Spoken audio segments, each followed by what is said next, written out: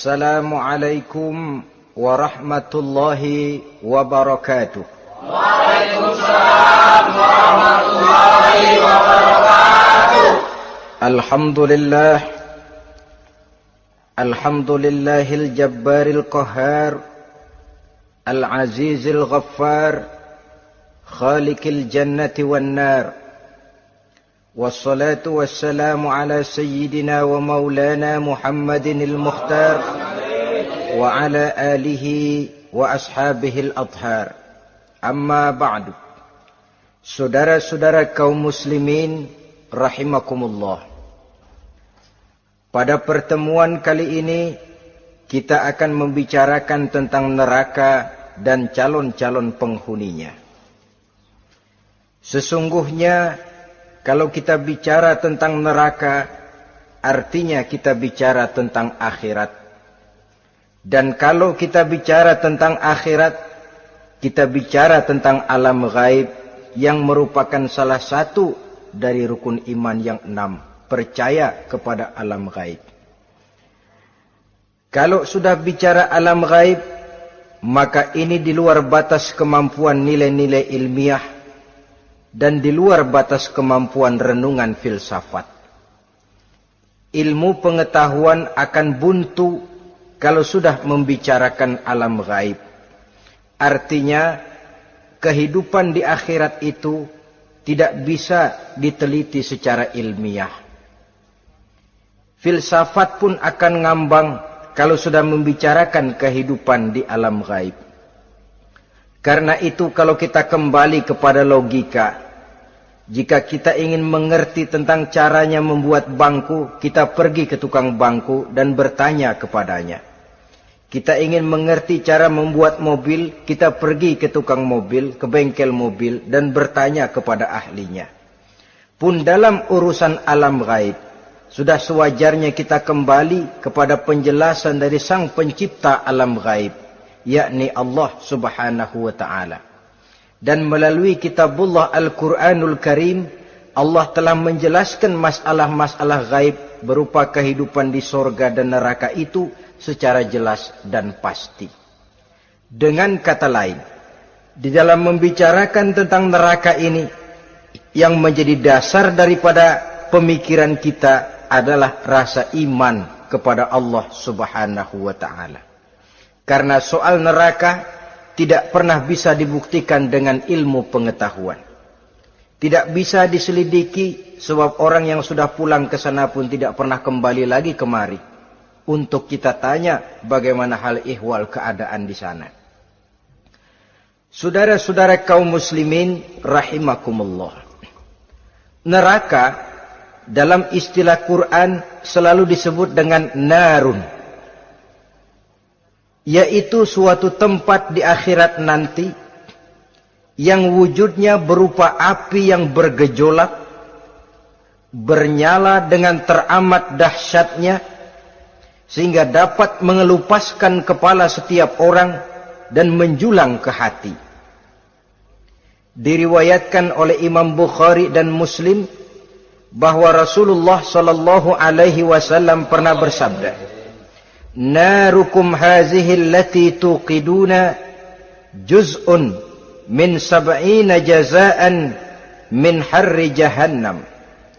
Qalu, "Wallahi in kanat lakafiyatun ya Rasulullah." Qala, "Fa innaha fadulat bi 69 jazaa." Apimu yang kamu pakai di dunia ini, kata Nabi, untuk memasak, untuk menyalakan lampu, api yang kau pakai di dunia ini cuma satu bagian kecil dari 70 kali bagian panasnya neraka jahanam. Sahabat waktu itu terperanjat lalu berkata, "Wallah, in kanat lakafiyatun ya Rasulullah." Ya Rasul, api di dunia ini saja sudah cukup untuk menghanguskan kami, untuk menghanguskan apa yang ada. Bersabda Rasulullah sallallahu alaihi wasallam, maka sesungguhnya api neraka itu dilebihkan panasnya dengan 69 kali daripada panasnya api di dunia ini. Jadi sepanas-panasnya api yang pernah kita rasakan di dunia ini, maka api di neraka nanti 69 kali lebih panas dari api yang kita rasakan paling panas di dunia. Hadis yang senada dengan penjelasan ini di samping Jawahirul Bukhari, kita bisa menemukannya dalam Mukhtasar Tazkiratul Qurtubi dan Mukhtasar Ibnu Abi Jamrah misalnya. Saudara-saudara kaum muslimin rahimakumullah. Sehingga boleh jadi seringan-ringan azab penduduk neraka di akhirat nanti, kata Nabi, seorang yang di telapak kakinya diletakkan kerikil neraka yang sangat kecil, lalu mendidih otaknya. Itu seringan-ringannya. Di tapak kakinya diletakkan kerikil neraka yang oleh karena panasnya lalu mendidih otaknya. Itu yang paling ringan. Gak apa-apa. Cuma segitu aja. Di telapak kakinya ditaruh kerikil, otaknya lalu jadi mendidih karena menahan panas. Pantas kalau suatu hari Luqmanul Hakim pernah memberikan nasihat kepada anaknya, kata beliau, "Anakku, kerjakanlah dosa seberapa kekuatanmu menanggung azab Allah. Dan laksanakan ibadah seberapa hajat dan keperluanmu kepada Allah. Berapa banyak hajatmu kepada Allah, begitulah kamu harus beribadah. Kalau kamu merasa tidak berhajat dan tidak perlu apa-apa kepada Allah, ya tidak usah ibadah." Logikanya kan begitu. Saudara-saudara, dalam hidup ini ada enggak yang enggak perlu kepada Allah? Ada enggak? Seluruh kita memerlukan Allah. Karena itu Luqman betul dengan bahasa diplomatis, "Anakku, kerjakan ibadah seberapa hajatmu kepada Allah.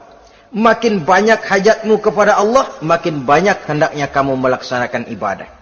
Tapi kalau kamu sudah merasa bisa hidup tanpa Allah, persilahkan kamu tidak usah ibadah. Sebaliknya, kerjakan dosa seberapa kekuatanmu menanggung azab siksaan Allah. Kalau merasa sudah belajar ilmu kebal, kira-kira di neraka nanti enggak apa-apa, persilahkan kerjakan dosa sebanyak-banyaknya. Tapi kalau masih berpikir, gua mah jangan dibakar di neraka, nginjak puntung rokok, gua lompat. Kalau masih berpikir ke situ, ya hati-hati, saudara-saudara. Nah, sebagaimana surga, neraka pun ada pintu-pintunya. Dan yang melalui pintu-pintu itu sesuai dengan dosa yang dia kerjakan pada waktu kehidupannya di dunia ini. Jadi setelah manusia diadili, mereka kumpul di padang mahsyar beramai-ramai. Yang mendapat kitab di tangan kanan, yang selamat dari proses pengadilan, yang sudah nyata lebih banyak kebaikannya daripada kesalahannya, wajah mereka berseri-seri. Tapi yang rapotnya merah, yang timbangannya lebih banyak kejahatannya, mereka mukanya udah pada gulem. Di tengah itulah kedengaran pernyataan dari Allah Subhanahu wa ta'ala, "Salamun qaulan min Rabbir Rahim." Ada ucapan selamat dari Allah, Tuhan yang Maha Pengasih dan Maha Penyayang. "Salamun alaikum." Selamatlah kamu, wahai orang-orang yang kelak akan sampai ke surga. Yang lulus di pengadilan dapat ucapan selamat dari Allah. Tapi pada saat itu juga Allah mengatakan, "Wamtazul yawma ayyuhal mujrimun." Pada hari ini, semua orang-orang yang kurang ajar, supaya minggir. "Wamtazul yawma ayyuhal mujrimun." Orang-orang yang durjana, kelompok durhaka, para pembuat dosa, misah hari ini, minggir semuanya. Kamu akan digiring ke dalam neraka. Saudara-saudara kaum muslimin rahimakumullah. Baik mereka yang akan menuju surga, baik mereka yang akan masuk ke dalam neraka, sama melintasi satu jembatan yang melintang di atas neraka. Dalam surah Maryam ayat 71 dan 72, walaupun jembatan itu tidak digambarkan secara jelas, tapi kita temukan penjelasan Allah sebagai berikut. Wa inna minkum illa wariduha kana ala rabbika hatman maqdiyya thumma nunajjil ladzina taqaw wa nazaru zalimina fiha jasiyya. Saudara-saudara, dan tidak ada setiap orang pun kecuali mereka akan melalui api neraka itu. Adapun orang-orang yang bertakwa, mereka diselamatkan oleh Allah, sedangkan orang-orang yang zalim, mereka terlempar ke dalam jurang neraka. Nah, itu yang dinamakan dengan sirat. Ada memang riwayat menjelaskan bahwa sirat itu kecilnya seperti rambut dibelah 7, tajamnya lebih tajam dari mata pedang. Tapi dalam banyak hal, orang lewat di atas sirat itu bergantung kepada amalannya waktu dia hidup di dunia ini. Maka jangan heran ada orang yang lewat di atas sirat itu seperti kilat. Lep, sudah sampai di surga. Ada yang lewat di atas sirat itu seperti orang terbang. Ada yang lewat di atas sirat itu seperti orang lari. Ada yang seperti jalannya onta. Ada yang merangkak. Ada yang gelantungan. Ada yang sudah hampir sampai ke tepian sana untuk masuk ke dalam surga, terpeleset nyemplung juga ke dalam neraka. Sesuai dengan amalan pada waktu mereka hidup di kehidupan dunia yang sekarang ini. Saudara-saudara kaum muslimin rahimakumullah. Apabila orang terperosok lalu masuk ke dalam neraka, bagaimanakah ihwal keadaan di neraka? Panasnya sudah kita jelaskan tadi. 70 kali lipat dari sepanas-panasnya api di dunia ini. Lalu orang-orang yang masuk ke dalam neraka, mereka juga mendapat pakaian, makanan, minuman, perhiasan. Tapi makanannya, minumannya, perhiasannya lain dengan orang-orang yang sampai di surga. Mereka juga diberikan buah-buahan, sebab di neraka juga ada pohon. Namanya pohon zakum. Buahnya duri dari api. Dan itu yang akan jadi lalap makanannya orang-orang neraka.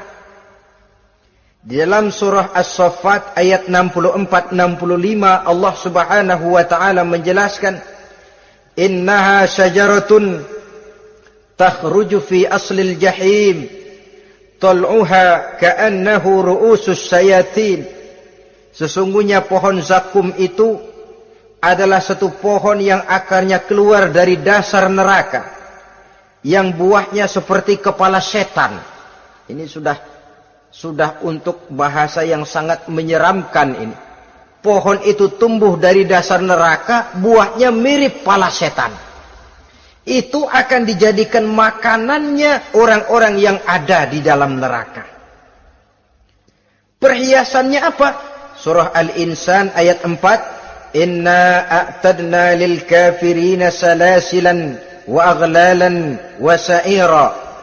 Sesungguhnya kami sediakan bagi orang-orang kafir itu di dalam neraka segala macam rantai, cambuk-cambuk dan belenggu-belenggu neraka, terbuat dari api neraka, siap untuk merantai, membelenggu dan mencambuk mereka. Jadi dikasih perhiasan, lehernya dikalungin rantai, tangannya dipakein belenggu, ada cambuk-cambuk yang seluruhnya terbuat dari api neraka. Begitu mereka sampai ke pintu neraka yang namanya malaikat Zabaniyah, penjaga neraka, udah bukan main gemesnya dah. Ya, nyambutnya enggak ada ramahnya, lain sama malaikat Ridwan, penjaga surga. Ramah, murah senyum, Begitu orang mau masuk surga, salamun alaikum tibtum fadkhuluha khalidin. Keselamatan atas kamu, sungguh kamu telah beruntung. Sekaranglah masuk kamu ke dalam surga dan kekalah tinggal selama-lamanya di sana. Ramah, murah senyum, selamat datang, selamat tiba di tempat yang penuh kenikmatan. Mari persilahkan. Ini malaikat Ridwan. Malaikat Malik, malaikat Zabaniyah lain lagi. Dia nungguin pabrik.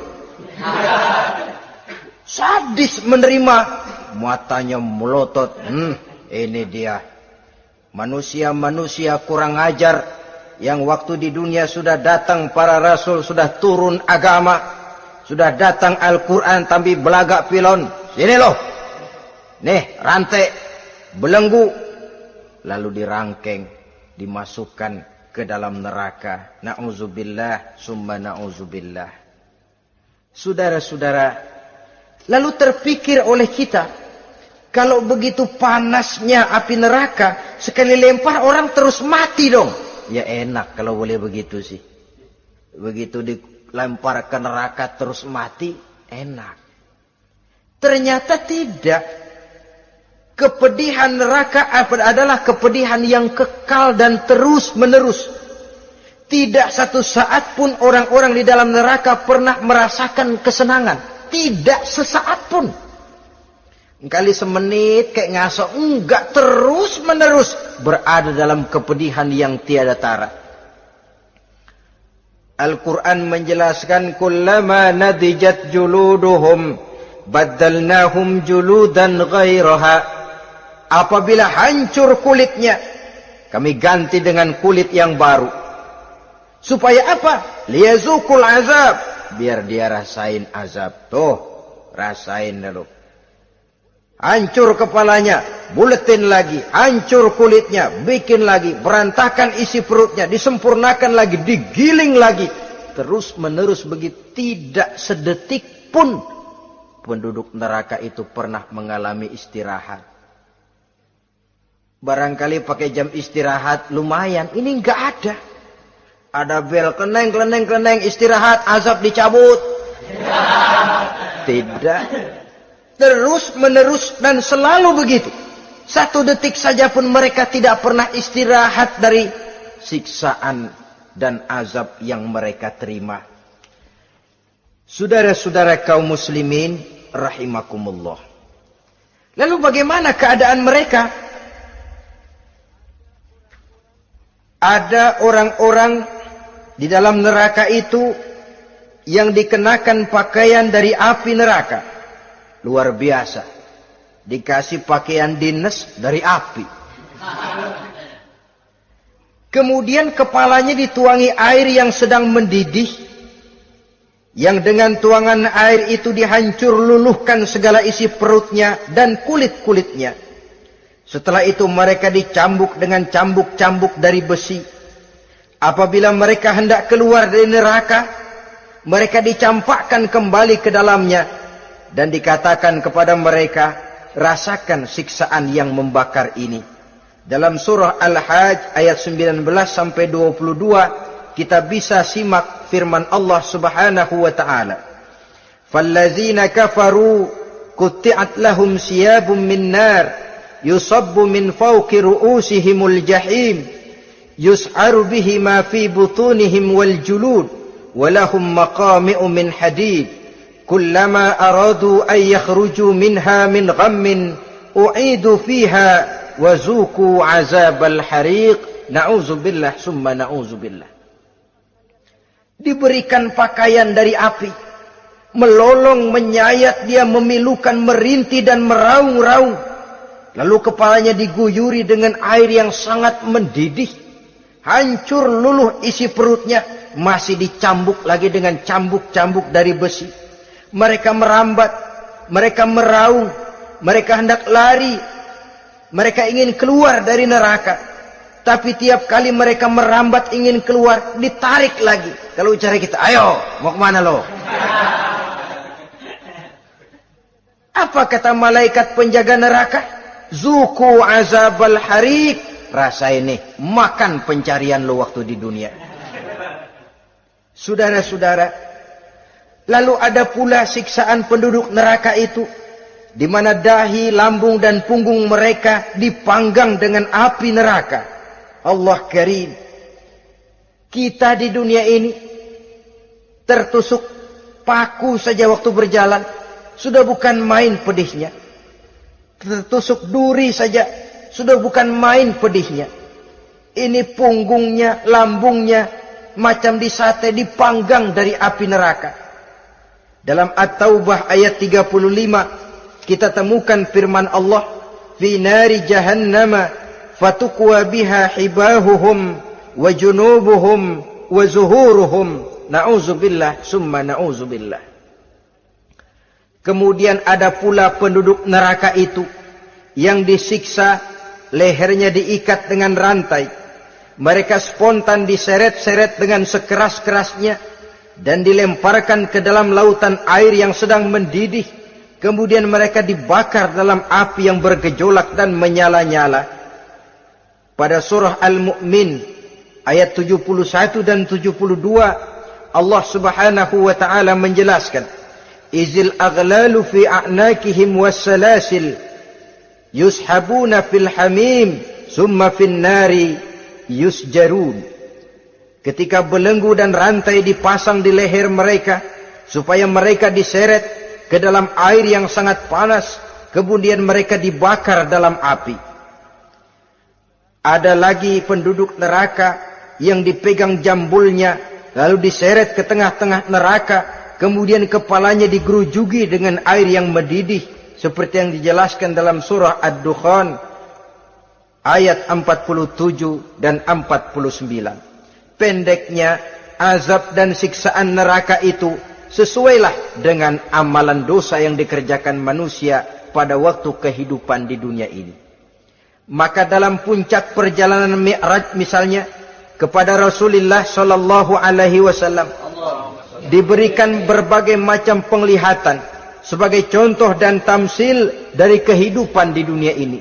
Sejak dari penglihatan di jalan sampai kepada penglihatan surga dengan segala kenikmatannya dan neraka dengan seluruh azabnya, seluruhnya merupakan contoh teladan. Misalnya dalam perjalanan ketika hendak Mi'raj itu, sebelum berangkat Rasul disodorkan 2 minuman. Segelas berisi arak, segelas lagi berisi susu. Kata malaikat Jibril, ambillah salah satu minuman itu ya Muhammad. Lalu Rasul dengan tidak ragu-ragu, mantap betul beliau mengambil gelas yang berisi susu, lalu beliau minum. Setelah beliau minum itu, malaikat Jibril berkata, "Shaddaqta ya Muhammad." Engkau telah benar Muhammad. Laqad asabtal haq, pilihanmu tepat. Kenapa ya Jibril? Untung susu yang kamu minum Muhammad. Kalau arak yang kamu ambil, pasti umatmu bakal jadi umat yang teler semua. Ini pun satu contoh buat kita semua, bahwa dalam kehidupan kita selalu berhadapan dengan susu dan arak, berhadapan dengan hak dan batil, berhadapan dengan benar dan salah. Maka hati-hati kita jangan sampai salah pilih karenanya.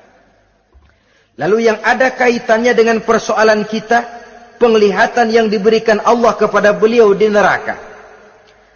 Beliau melihat sekelompok orang dilontari kepalanya dengan batu dari api neraka. Tiap kali dilontari kepala itu hancur berkeping-keping, berantakan otaknya. Lalu dibulatkan kembali. Setelah kepala itu bulat kembali, disambitin lagi. Menjerit, meraung, merintih kesakitan, hancur kepalanya, berantakan otaknya. Lalu dibulatkan lagi, terus menerus begitu, tidak pernah berhenti. Sampai Rasul bertanya, ya Jibril, ini orang kenapa kepalanya dilontari dengan api neraka sampai hancur lalu dibulatkan kembali? Kata malaikat Jibril, ya Muhammad, itulah contoh daripada umatmu yang berat untuk sujud kepada Allah Tuhannya. Itulah contoh dari umatmu yang waktu hidup di dunianya tidak pernah mendirikan solat sama sekali. Sombong yang paling sombong adalah sombong kepada Allah. Artinya tidak mau sujud kepada Sang Maha Penciptanya. Jadi barangkali saudara punya cita-cita atau keinginan, saya mau yang ini saja, persilahkan, gak usah sembahyang.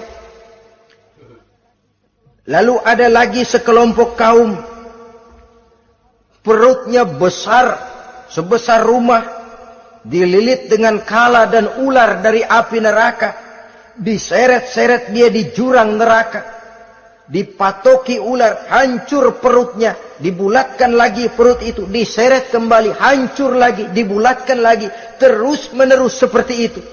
Kata Nabi, ya Jibril, ini apa lagi?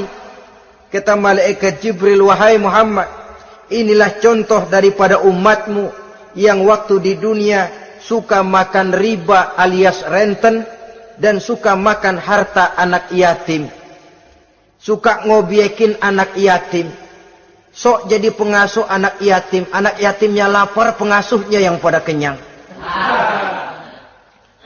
Saudara hadirin yang saya muliakan, orang yang makan riba alias renten, orang yang makan harta anak yatim, begitu gambaran yang diperlihatkan kepada baginda Rasulullah sallallahu alaihi wasallam.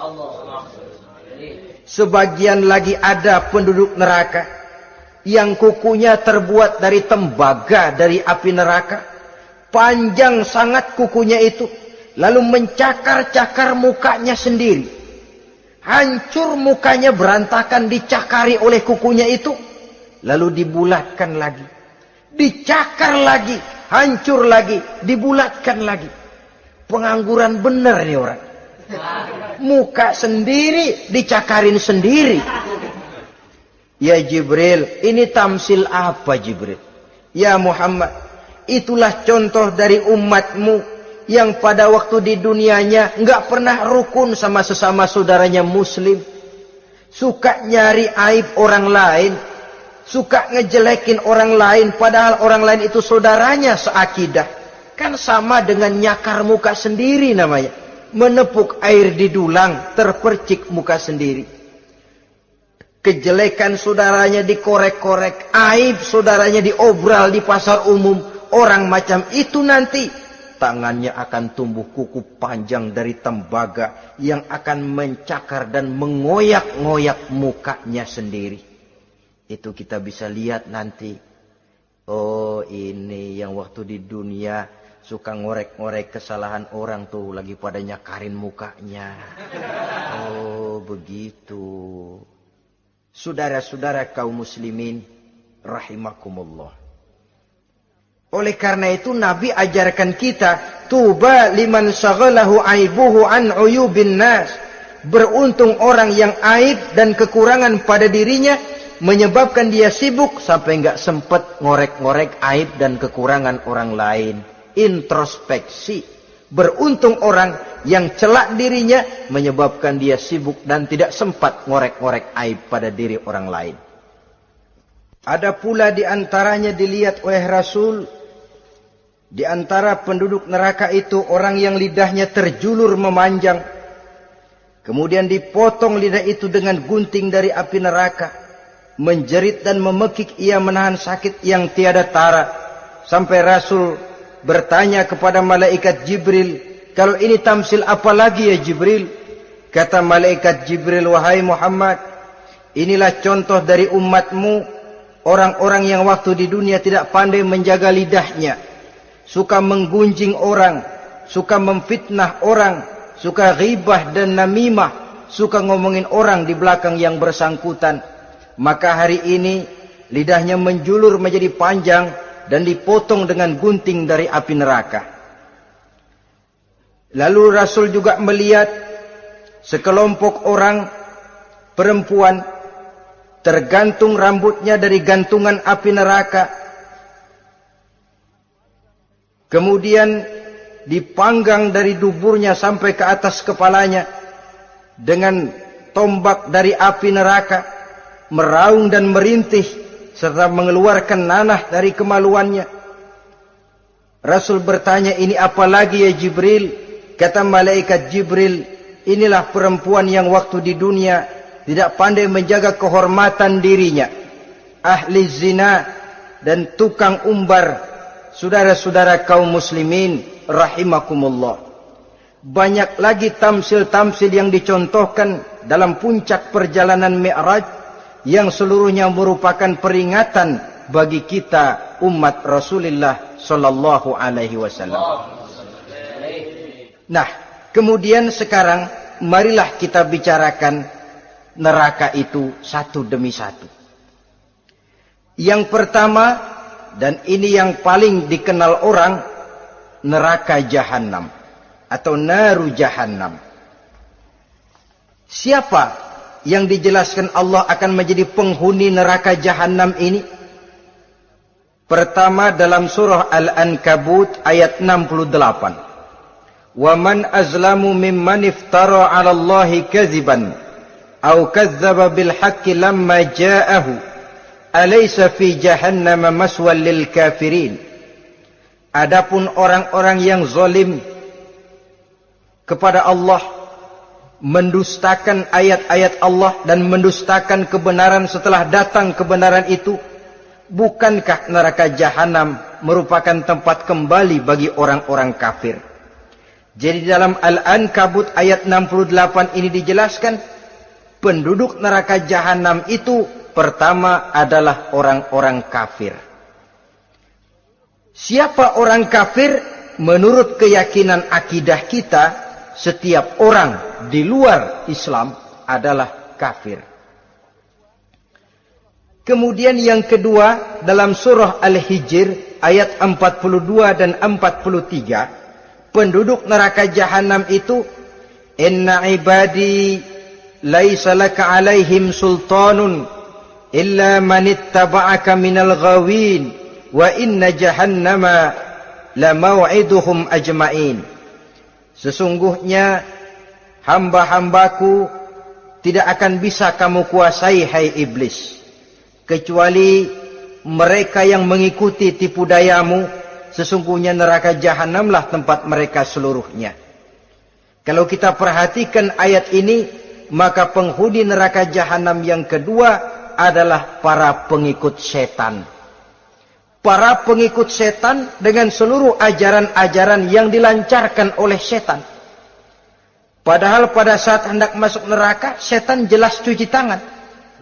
Tugasnya cuma bagaimana mencari pengikut sebanyak-banyaknya yang akan nemenin dia di neraka nanti. Tapi pada saat orang digiring ke dalam neraka, setan cuci tangan. Mungkin orang menuntut, setan, gue ngikutin lu, sekarang kenapa jadi kemari? Nah, gue bilang juga apa? Kata setan, gue bilang juga apa, lu kenapa ngikutin? Dan setan ini menebar ranjau dalam segala bentuknya, dengan segala macam caranya. Para pengikut setan yang menjauhi tuntunan agama, memperturutkan hawa nafsunya. Setan membisiki manusia lewat minuman keras, setan masuk manusia lewat judi, lewat zina, lewat kenikmatan yang melalaikan orang dari kehidupan akhirat dan selanjutnya, dengan segala macam jalan. Kadang-kadang dalam ibadah setan juga masuk. Kalau tidak ditimbulkannya takabur, ditimbulkannya sikap ujub dalam diri kita. Timbul rasa diri lebih benar dari orang lain, dan ini jelek. Timbul rasa nganggap enteng orang lain, itu kan ujub, nggak dikelihatanin orang, cuma hatinya aja ngomong sendirian. Kalau gue lihat di kampung ini nggak ada yang kayak gue. Bayangnya kayak ibadahnya kayak udah aing pang paling nak yo di dia. Ya. Itu juga bisikan iblis, dan dia tidak segan-segan mengaku jadi Tuhan iblis itu. Dan ini diceritakan dalam kehidupan Sayyidus Syekh Abdul Qadir Jailani. Ketika beliau sedang ibadah di mihrab dalam masjid, datang seberkas sinar. Sinar itu ngomong, ya Abdul Qadir ana rabbuk. Hai Abdul Qadir, aku Tuhanmu, kata cahaya tadi. Sudah cukup kamu ibadah Abdul Qadir. Sembayangmu udah banyak, puasamu udah banyak, jihadmu cukup. Maka mulai sekarang berhenti dah ibadah. Aku bolehkan kepada kamu segala yang dilarang. Cuma yang didatangi Syekh Abdul Qadir. Sehingga mendengar cahaya tadi ngomong begitu, beliau ambil kasut sendal, disambitnya cahaya tadi, izhab ya la'in. Pergi, laknat, terkutuk, iblis kamu. Masa saya disuruh berhenti sembahyang karena hati saya sudah baik? Kalau hati sudah baik lalu boleh berhenti sembahyang, mestinya yang paling dulu berhenti sembahyang Nabi Muhammad, sebab beliau orangnya paling baik.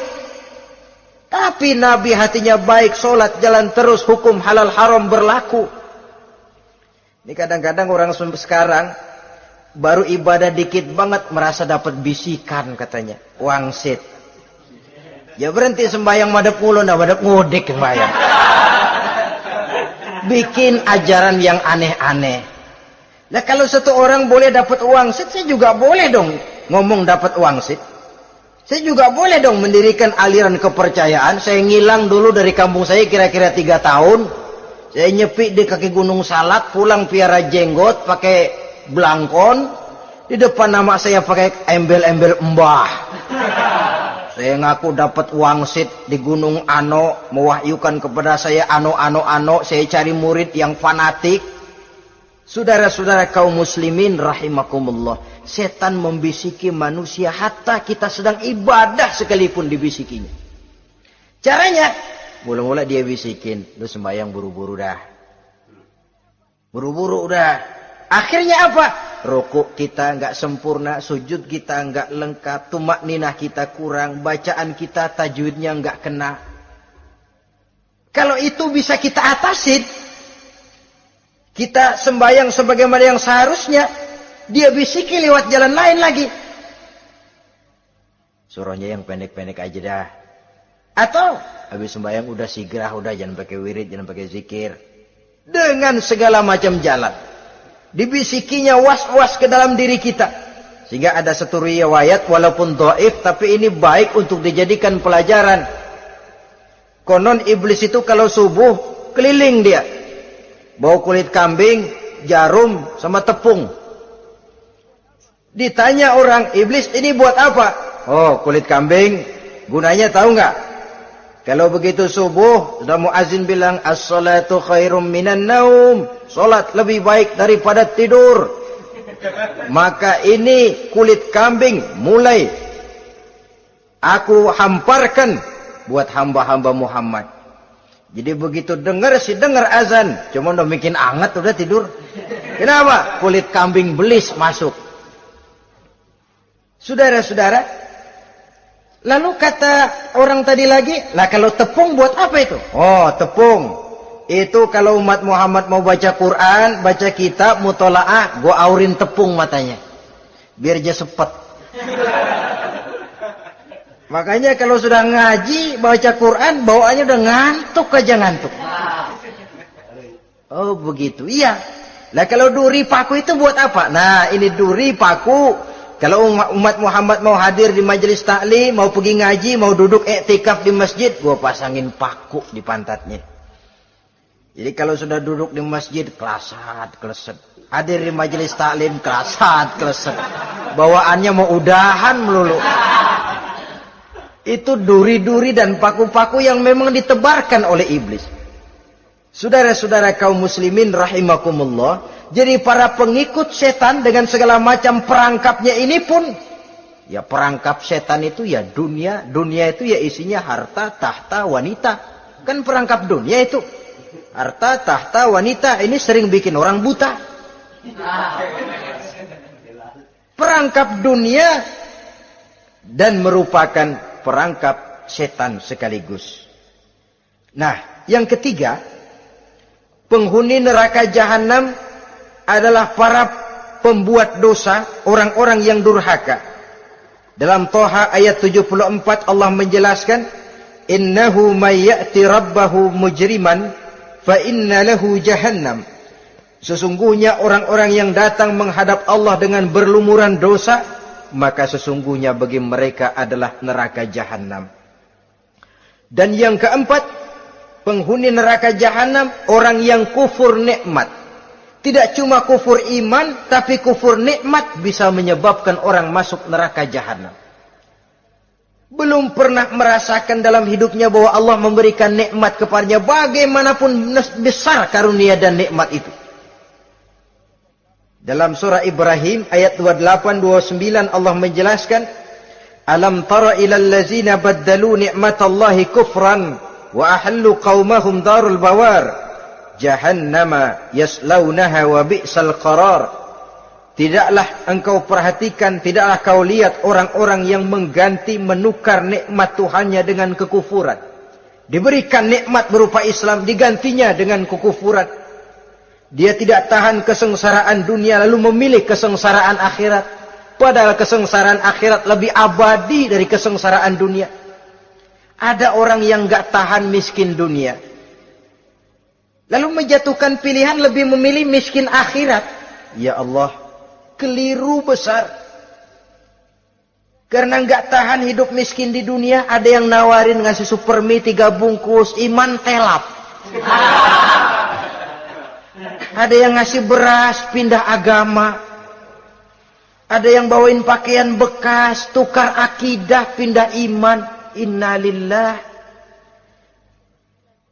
Ditukar kemiskinan dunia dengan kemiskinan akhirat. Padahal kemiskinan dunia berapa tahun? Setahun umur manusia. Sepanjang-panjang umur orang sekarang kan. 100 tahun udah jarang umur orang sekarang. 70 aja udah cakep tuh. Sebenarnya kalau 70 tuh ada jatah lebih tuh, 7 tahun. Toh kalau ikut Nabi 63 tahun kan, Nabi wafat. Kalau kita sudah umur 70 tuh ada jatah ekstra 7 tahun. Oh ya, dimanfaatkan baik-baik mestinya. Taruhlah kemiskinan dunia, bagaimanapun melaratnya dunia, bagaimanapun sengsaranya dunia, cuma sebatas umur kita. Tapi kalau nikmat Islam ini harus kita tukar dengan yang lain. Baddalu ni'matallahi kufran, menukar, mengganti nikmat yang diberikan Allah dengan kekufuran. Artinya kita menukar kemiskinan sementara dan kita memilih kesengsaraan dan kemiskinan abadi. Di akhirat kita miskin, di neraka kita miskin, miskin abadi. Di neraka kita sengsara, sengsara abadi. Saudara-saudara kaum muslimin rahimakumullah. Itu neraka jahanam. Yang kedua dinamakan neraka jahim. Siapa mereka ini para penghuninya? Siapa mereka ini para penghuninya? Pertama dalam surah At-Takatsur, yaitu orang-orang yang bermegah-megah dengan dunia, menumpuk-numpuk harta, lalu lupa dengan kesibukan harta itu, lupa kepada kehidupan yang akhirat nanti. Alhaakumut takatsur hatta zurtumul maqabir kalla sawfa ta'lamun summa kalla sawfa ta'lamun kalla law ta'lamuna ilmal yaqin la tarawunnal jahim. Kamu telah lalai akibat apa? At-takatsur. Ini penyakit pertama yang menyebabkan orang sampai ke neraka jahim. Penyakit takatsur. Dan itu penyakit zaman sekarang. Berlomba-lomba dengan kemegahan materi. Berlomba-lomba dengan kemegahan dunia. Padahal kalau urusan itu kita berlomba, tidak akan pernah sampai finish. Percayalah itu. Tidak akan pernah finish. Sebab kemegahan dunia siklus, lingkaran setan. Kita anggap kalau punya duit 1 juta tenang. Punya 1 juta berubah pikiran. Lain lagi. Kita anggap kalau punya mobil enak. Sudah punya mobil, lain lagi problemnya. Kita anggap kalau rumah sudah gedung, enak hidup. Punya rumah gedung, lain lagi problemnya. Makanya pesan Nabi, kalau ingin hidup tenang, urusan dunia lihat ke bawah, urusan akhirat lihat ke atas. Sering dicontohkan kalau punya mobil, bilang alhamdulillah kita punya mobil, tangga kita cuma punya motor. Kata yang punya motor, syukur banget kita punya motor, tangga kita punya sepeda doang. Kemana-mana kekejek mulu. Dayung. Kata yang punya sepeda, alhamdulillah kita punya sepeda, tetangga kita cuma jalan kaki, kemana-mana ngetuk mulu. Kata yang jalan kaki, alhamdulillah masih bisa jalan, tangga kita sebelah lumpuh bertahun-tahun gak kemana-mana. Kata yang lumpuh, alhamdulillah masih hidup, tangga kita kemarin mati gak balik lagi. Itu dalam urusan dunia. sehingga sifat takasur ini hilang. Tapi urusan akhirat, lihat ke atas. Kalau dia begitu sibuknya bisa jaga sholat, kenapa saya tidak? Kalau dia hidupnya sederhana, rajin sedekah, kenapa saya yang lebih kok enggak sanggup? Kalau dia bisa baca Quran, kenapa saya enggak? Lalu timbul gairah ingin mencontoh. Mencontoh orang dalam urusan ibadah menimbulkan ketenangan jiwa. Dan itu ada garis finishnya. Tapi kalau yang lumpuh lihat yang bisa jalan, lihat yang naik sepeda, yang sepeda punya lihat motor, sudah punya motor lihat mobil, lihat pesawat terbang, pesawat lihat kereta api. Kapanlah awak nih mau bersyukur? Yang ada kurang saja padahal nikmat itu tidak pernah berhenti. Bukan dilarang orang kaya. Tetapi perlombaan memperkaya diri itu yang dilarang. Karena kalau sudah perlombaan namanya jor-joran sifatnya. Prinsipnya tujuan menghalalkan cara ini yang dijaga oleh agama. Saudara-saudara, selain penyakit takasur yang menyebabkan orang sampai ke neraka jahim, juga perbuatan durjana. Dalam Al-Infitor ayat 13-14, innal abrara lafi na'im wa innal fujjara lafi jahim. Orang-orang yang berbakti, berbuat kebajikan, mereka akan mendapatkan neraka surga naim. Tetapi orang-orang yang fujar, durjana, kurang ajar, durhaka, lafi jahim, mereka akan mendapatkan neraka jahim. Lalu siapa lagi penghuni jahim itu? Orang-orang yang menentang dan menantang ayat-ayat Allah. Wallazina sa'au fi ayatina mu'ajizin ulaika ashabul jahim. Dan orang-orang yang berusaha menantang ayat-ayat Allah sehingga melemahkan orang-orang yang mau mengikuti rasul-rasul Allah. Menantang ayat Allah dan membuat lemah orang yang mengikuti rasul. Melemahkan semangat orang yang mau mengikuti khitah dan perjalanan Rasul. Lu mau bangun masjid, iya. Berabe, berat, jangan. Siano aja kapok. Majelis taklim, pahit. Ngaji, berat, melemahkan ini. Sudah dia rusak, merusak lagi. Kalau rusak kan cuma sendirian. Ini tidak, sudah rusak, merusak. Mu'ajizin, melemahkan orang-orang yang mau mengikuti ayat-ayat Allah. Dan itu tidak jarang zaman sekarang ini. Orang yang melemahkan semangat kita dalam berjuang menegakkan kebenaran. Kita yakin Islam agama yang benar, kita yakin Islam agama yang sempurna. Ada saja orang yang melemahkan semangat kita.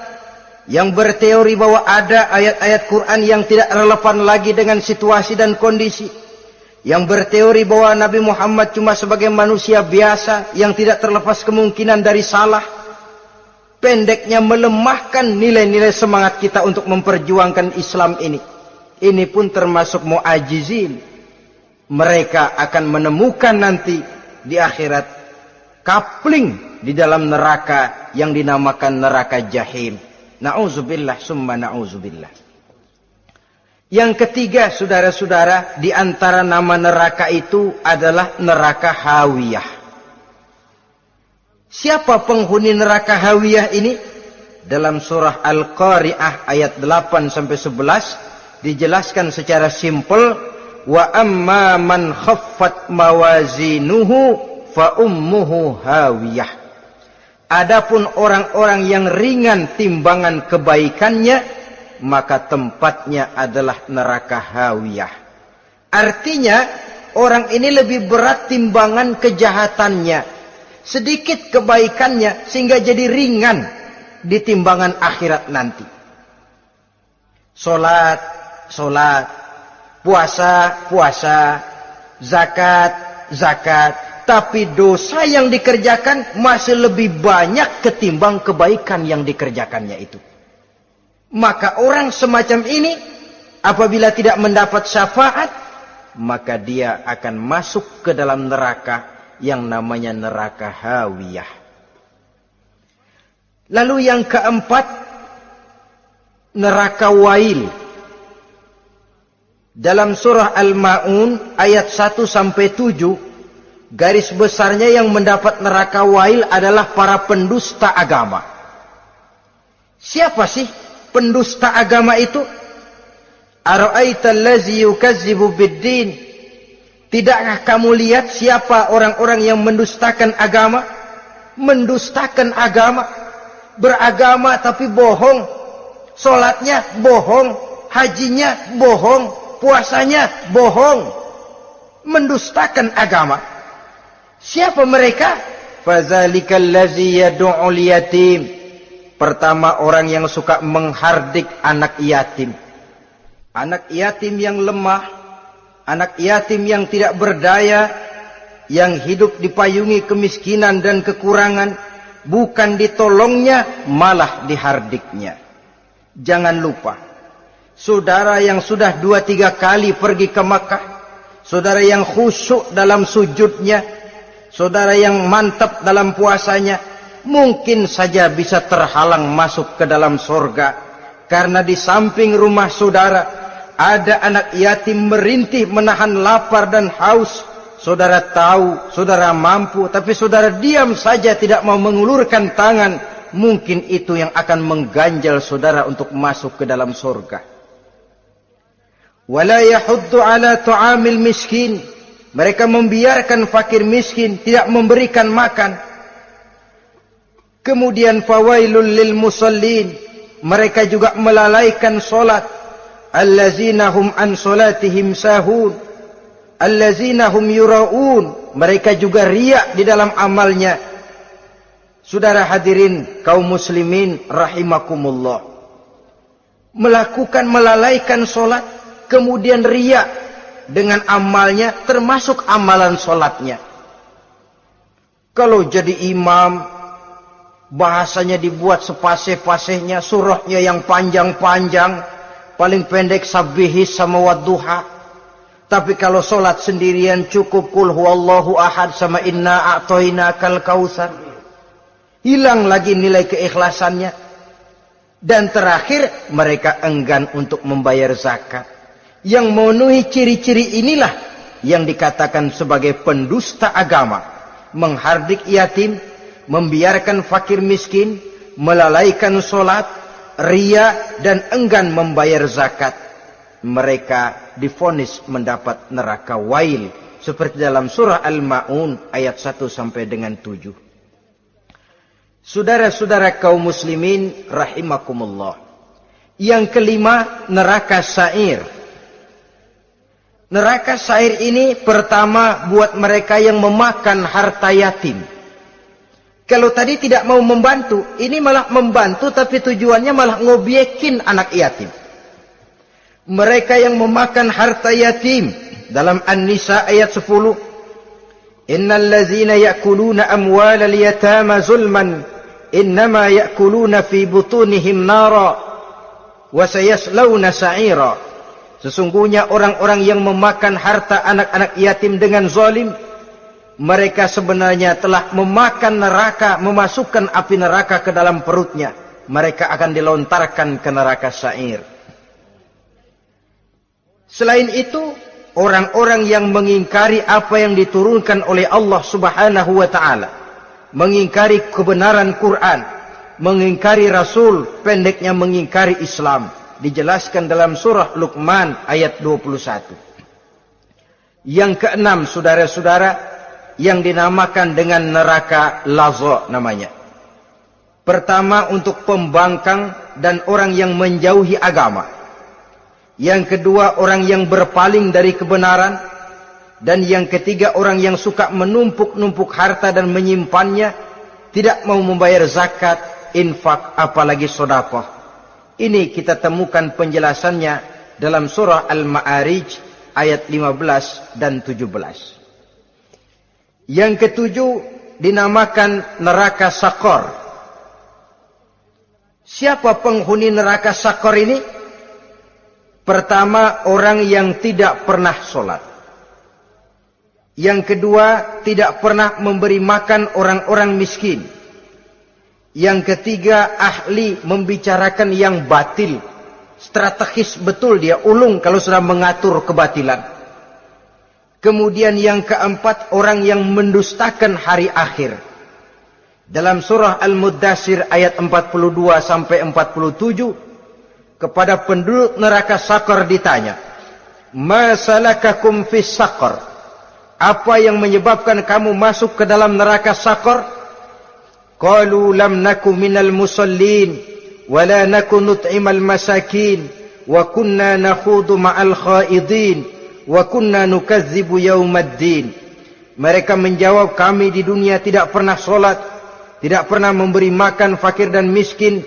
Kami selalu berkumpul dengan orang-orang yang batil dan membicarakan kebatilan, dan kami mendustakan adanya hari akhir. Yang kedelapan, yang terakhir adalah neraka Khutamah. Ini diperuntukkan bagi para pengumpat, pencela, para penghina orang lain, mencari aib saudaranya, kemudian juga mereka menumpuk, menghitung-hitung harta, lalu kikir dan bakhil dengan hartanya itu.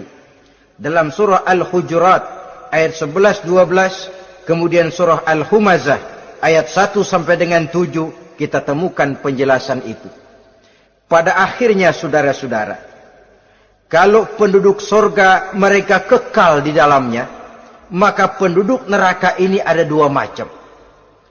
Ada penduduk musiman, ada penduduk permanen.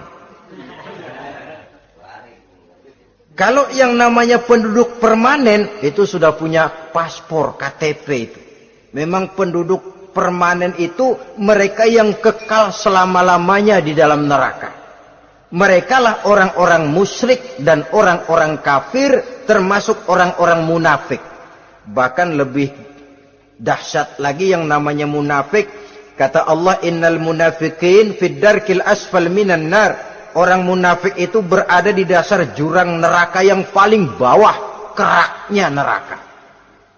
Saudara-saudara, adapun penduduk yang semi permanen, ia masuk neraka buat sementara saja, sekedar dengan dosa-dosa yang dikerjakannya. Mereka adalah orang-orang mukmin yang asli, orang-orang Islam yang waktu di dunianya berbuat dosa. Mereka masuk ke dalam neraka, menerima azab sesuai dengan dosa yang dikerjakannya. Setelah itu mereka akan diangkat dari surga untuk ditempatkan di dalam. Mereka akan diangkat dari neraka untuk ditempatkan di dalam surganya Allah Subhanahu wa ta'ala.